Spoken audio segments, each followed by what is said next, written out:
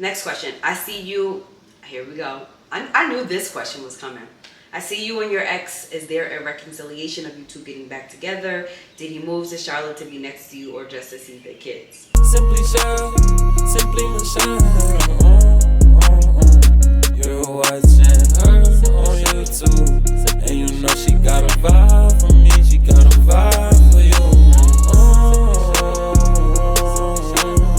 Today we're doing a Q&A, okay? We're gonna get intimate. We're gonna sit down, so grab your little snacks because I'm spilling the tea. Inquiring minds wanna know. I asked the questions. I was gonna record it in my car, but it's too damn hot, so we're gonna just take it down. We're gonna bring it down in the living room. It's nice and cool in here, and we're gonna jump right into it. Let me set y'all up, and we're gonna jump right into it. Make sure that you like this video. If this is your first time here, hit that subscribe button. If this is not your first time here, make sure you like it.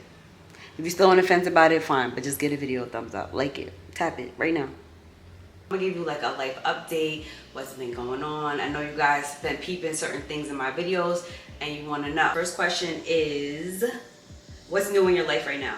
Nothing really going on too crazy. If you're new to my channel, I moved from New York to Charlotte about 2 years, 6 months now. So that's still a new feel for me. I feel more comfortable, but yeah, there's still things that make me feel like, I don't know. For the most part, I like it. I've adapted really good. The kids have adapted.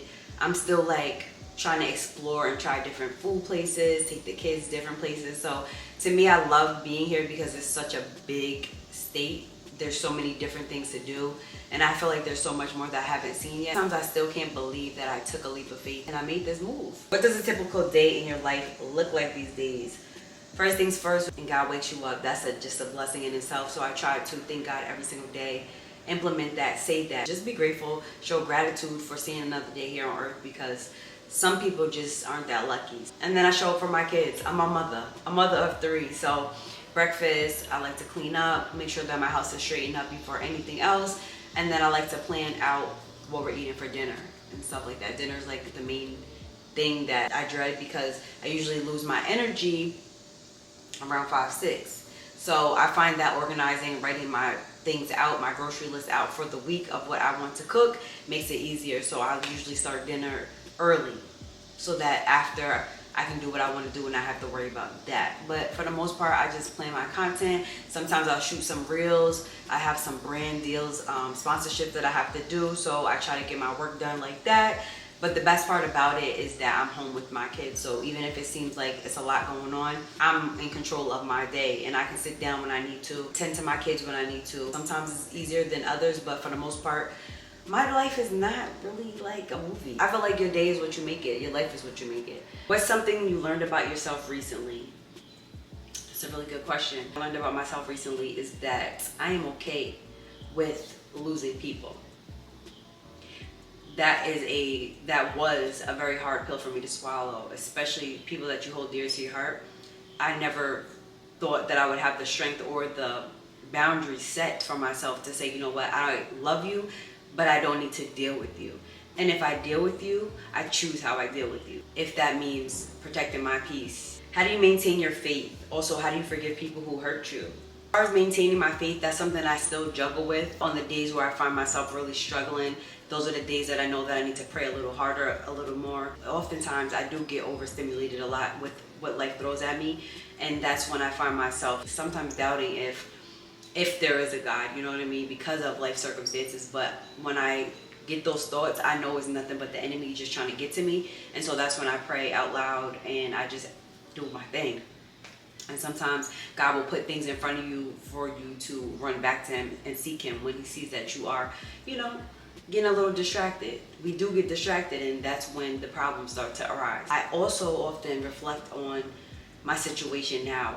Sometimes when I do have doubt, I look around at my situation and circumstances and say, wow, I'm not where I was. It gives me gratitude. Showing gratitude makes a big difference in your life and remembering that God is good even when life is unfair. Part of the question is, how do you forgive people who have hurt you? For me, I find that validating my feelings is the most important thing. So whenever you feel hurt about anything, you need to feel it first and know that your feelings they're real. They come from you. Nobody can tell you that what you're feeling is not it. Once I feel it, then I recognize where it's coming from, how it made me feel.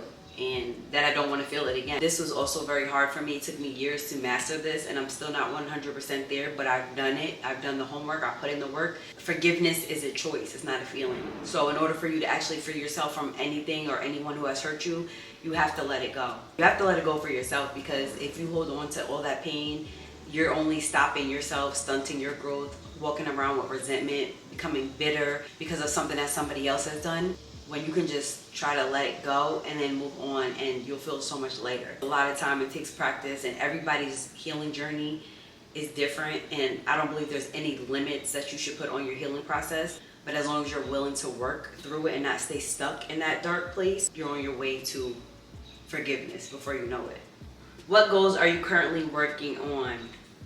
Maybe I'm trying to start an empire, okay? I'm trying to own businesses and all of that. All the things, okay?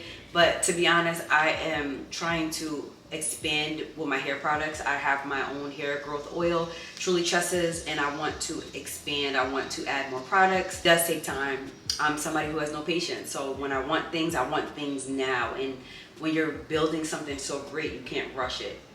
And so I have to keep telling myself that. So I'm hoping that I have a whole line complete for all hair types, and of course women of color and curly, kinky hair in the natural community, that it helps everyone. So that's really what I'm working on. I'm working on a career for myself.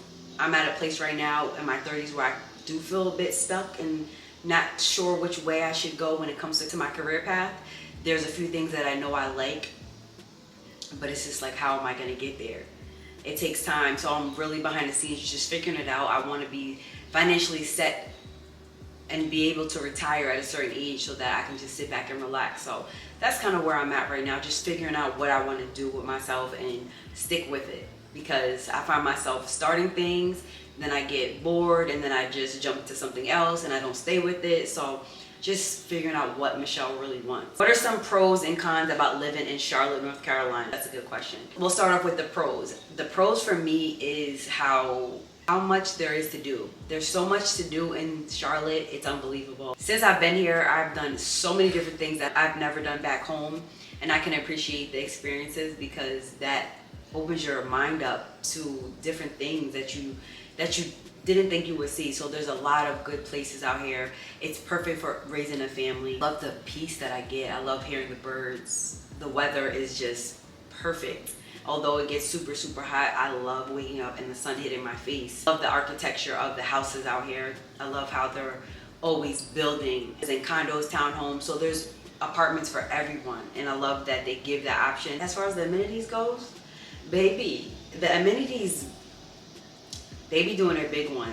This is something that I was never able to experience back home. You can never get a luxury apartment with valet trash, a pool, 24-hour gym, a spa, all of the goods, okay? All of the goods for a good amount. There's a lot of good pros that I've never gotten if I was to go back home. You're not getting that. And if you are getting it, you were gonna pay an arm and a leg to get that. For the cons, I hate the traffic. The traffic is disgusting. You have to have a lot of patience and make sure that your car is not on E. I also do not like that they're able to carry out here. Any and everybody can walk around with a concealed weapon, and I don't like that, because to me, I just feel like that's setting the world up for bad things. I don't like that because I have children. I also have a little boy that will grow into a young man, and so worry about their safety, because you can be at the wrong place at the wrong time, and that's it. Brings me a lot of anxiety that people are just so comfortable and free to just walk around with a weapon, and it's okay.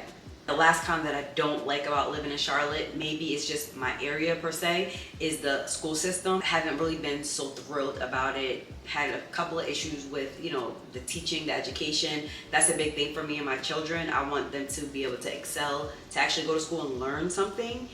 But I find that they were struggling throughout the year, all three of them, and I don't feel like the teachers were invested in all of the children enough to actually reach out to me, share, some of the struggles with maybe my kids are going through, or whatever the case. I had to ask my kids, honestly, you go on this app and you just, see what's going on, but it was not a lot of one-on-one interaction that I'm used to when living in New York. The teachers were very hands-on. They were able to communicate when they needed to, if they saw a problem with my children struggling. So we need to do a little better with the school system. I'm looking and I'm searching, trying to see if I can get them in like a charter school to see if that will be a better choice. What's something people would be surprised to learn about you right now? To know me is to love me. That's number one.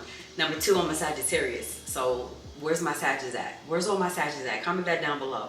We're a whole vibe, right? Adventurous, crazy, life of the party, very blunt, very real. But one thing I'm noticing about myself at this age, this era for me right now, is that I've become more of an introvert instead of an extrovert. I've always been the person in the mix with everybody at all the parties. Everybody knows me. Now, not so much. I prefer to do my little 1-2, maybe go to like Target, Home Goods, look at some decor, pick up some household supplies, and then I like to bring it back in. I like to be home in my house where I feel comfortable, where I feel safe, and I don't really worry about how many friends I have and who's coming to chill and where we going this weekend. That's not something that even like excites me anymore. I prefer just to be home. And it's so weird because I've never been the type of person who I never thought I would find myself being like that. I feel like I'm more calm now.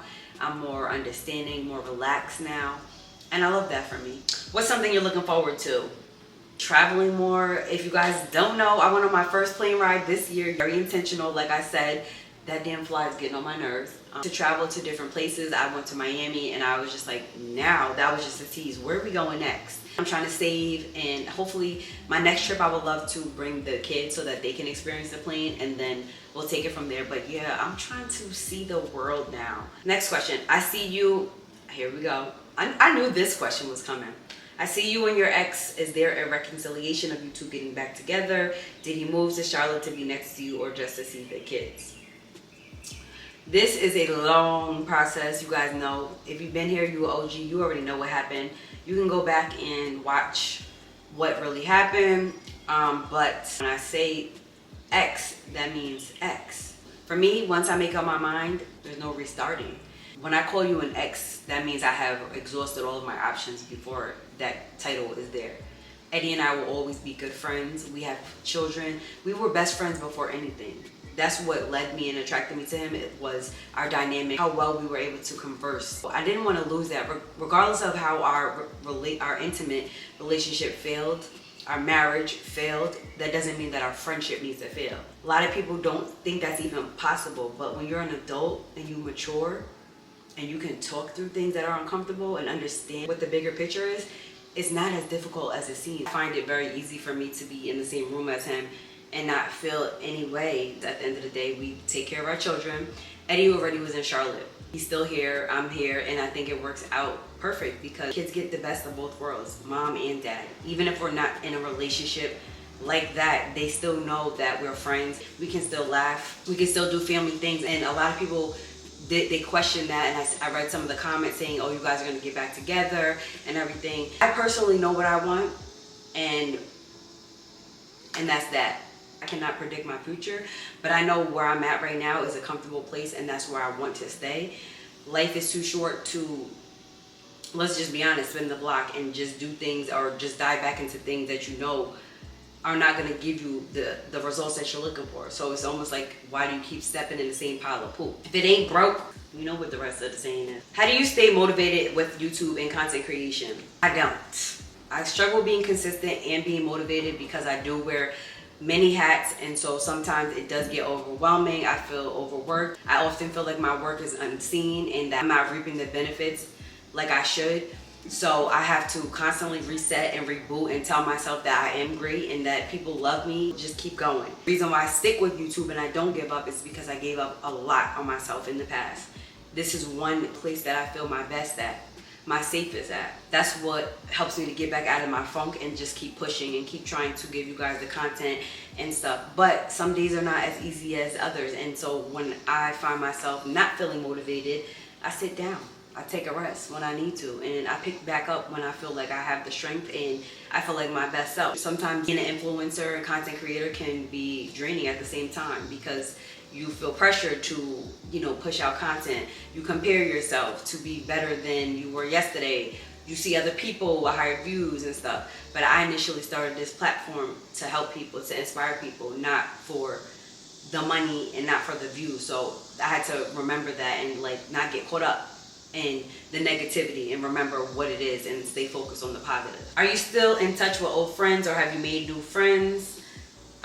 So sadly, I had two best friends for over 20 years. One out of the two were no longer friends. I never really talked about it. I just figured things would get better over time, but we had a slight falling out. Nothing that was like disrespectful, but we just stopped talking. Now it's been about 3 years and we have not really talked to each other. I reached out to her and it was very short. I could tell that she just was not really trying to even rectify whatever was the issue. So, you know, sometimes you just have to let things go. Some people come in your life for a blessing and some people come in your life for a lesson. I don't know what that is. I always love her. My other friend, we're still friends. She's still in New York. We're still cool and stuff like that. As for friends out here, I try to mingle, get myself out there. But to be honest, I hate to even sound like this, but a lot of the females out here, I feel like they just don't mesh with me. I don't even want to be like cliche about girls in the South or whatever I've heard. I go off of experience and I've had a few girls and I just feel like they're just not for me. I don't really like their mindset. I need somebody who clicks with me, who's on the same page as me. Not to say that there isn't anybody out there, but again, I've become more of an introvert and I prefer to stay to myself.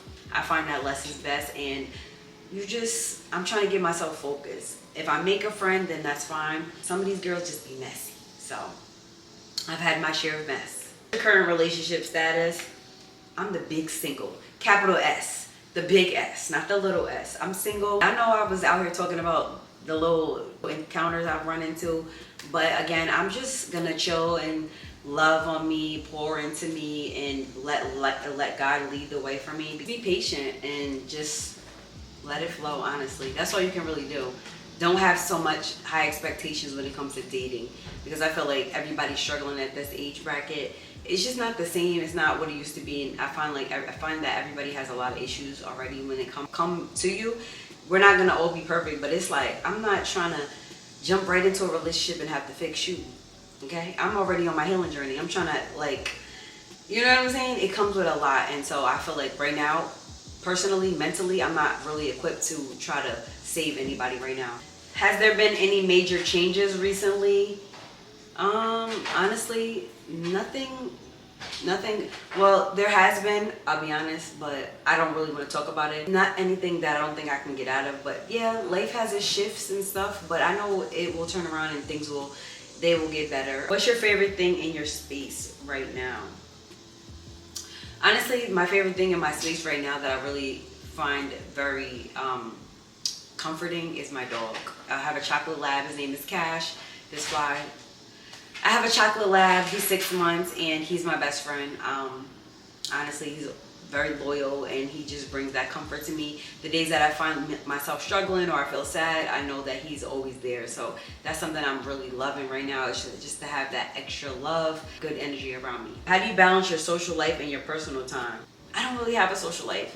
That's the truth. There's no social life to be had, honestly, unless I, go out with, Eddie. I did go out a few times with associates, but I'm mostly in the house, so I don't really struggle with social life and personal time. When I feel like I'm overwhelmed with my kids or I need a little break, I do, remove myself. I'll go to the gym, I'll take a walk, I'll, just do something that makes me feel good, go out to the store, buy something, hell, even go to my favorite spot and get something to eat, whatever the case. But I don't really struggle with that because I love being in the company of my kids. Like, my kids are my best friends. They are what has molded me and shaped me into the woman that I am today. So I'm not the type of mother that needs that escape from my kids all the time. What's something you've let go in the past year? I have to say it would be anger. Anger has always been a very strong emotion that I've carried with me since I was younger because of life experiences. And I didn't know where to put the anger or how to release it. So this year I really was able to do some homework and dive deep inside my soul and just start picking and pulling out things that have hurt me. Anger was one of them that just, every time I try to dig down, it's something that just keeps popping up because it never left. So letting go of anger and forgiving people has been such a refreshing feeling for myself, because there has been a lot of situations that have hurt me and affected me mentally and emotionally to the point where I didn't know if anger would ever leave. What's your biggest challenge lately and how are you handling it? I feel like my biggest challenge lately would be not having enough financially. That's something that bothers me. I'm a go-getter. I set a lot of standards for myself when it comes to making something of myself. So when I see that I'm not hitting a certain point or things are looking a little different for me, I go into panic mode. I just feel like pressured in that sense because of life and the needs of, you know, things that my children may want, things that I may need, as opposed to things that I can afford and things that I can do right now, and the other things need to wait. I don't like to wait. I don't like to be in a predicament where I can't do something when I feel like I want to do it. I'm grateful to everything that I have, but I feel like I feel like I can do more, I can make more, I can be more. The hustler mentality that I have to just always have enough. And how much is enough? I feel like enough is never enough, because when you feel like you have enough, then there's something else that comes and that's just not enough, right? How's school and what were you studying? For school, a lot of you guys may not know it, but I was doing some online schooling, but that was very short-lived. I'll be honest with you, I only did it for like 3 months. It was only like a year program. I was taking courses to become a doula, which is a coach, life coach, basically to help women who are pregnant throughout their pregnancy and during their birth. But I'll be honest with you, I got myself into a situation, a little bind, and something that I can't really speak on, I don't want to speak on, but it was just a messed up situation, and it led me to having to put that on hold. I'm still enrolled in the institute and I can always pick up where I left off, which is a good thing, but I feel like there's a lot going on right now, and I feel like you do what you can do when you can do it. Any habits you picked up or dropped recently? So a good habit that I picked up is juicing. I love to juice. Love the way it makes my body feel. I definitely need to be more consistent, but it's a process, as you know, getting all your fruits, all your juice and stuff, and it only lasts like 3-4 days. And fruits can be very costly, but I feel like that's such a good hobby that I picked up for myself, and it keeps me busy. The goal is to keep doing it every week so that I can stop buying the regular juice in the store. Matter of just being disciplined and also not being lazy, because the cleanup be a whole mess. As for dropping any habits, this is gonna be so funny. You guys are gonna be like, for real? I have had a bad habit for many, many years of when I open up a top, regardless of what the top is. It could be a water bottle, it could be shampoo, it can be gel, it can be lotion. I'll open it, I'll unscrew the top, and then I just don't put it back on. Or I don't click the top. It's like something that I just didn't understand it until I was like, why the hell do I keep doing this? Like, why do you keep doing this? So when I'm in the shower and I'm like using my shampoo conditioner, instead of me, like once I click it, the top, I make sure I'll go back and be like, did I close it? Did I click it? It may seem small and silly, but to me it's something that I was doing for a very long time and not being mindful. It started irritating me once I noticed it or it was brought to my attention. So, okay. If you could give your past self advice from where you are now, what would it be? I would tell myself that everything doesn't have to be perfect, because life is not a straight line. I would also tell myself to be more kind to myself, because I'm doing the best that I can with the tools that I have, and also to stop fearing failure, stop being so hard on myself, because failing does not mean you're a failure. It also be your best teacher. When something doesn't go right for you, that does not mean that you failed. It just means that you're learning what not to do for next time. Just to give myself more grace and to love on myself more, and to know that I'm worthy. There's more than what I was accepting. Closing this out, hope you guys enjoyed. If you were new, hopefully this gave you a little bit more insight about me and you consider subscribing. To the OGs, thank y'all for watching. You did comment down below a yellow heart because your girl's rocking a yellow dress. Give this video a thumbs up. Make sure your bells are turned on, notification bells are turned on, so that you don't miss when I upload and you don't miss a beat. I love y'all, and I'll see you in my next upload. Simply Michelle.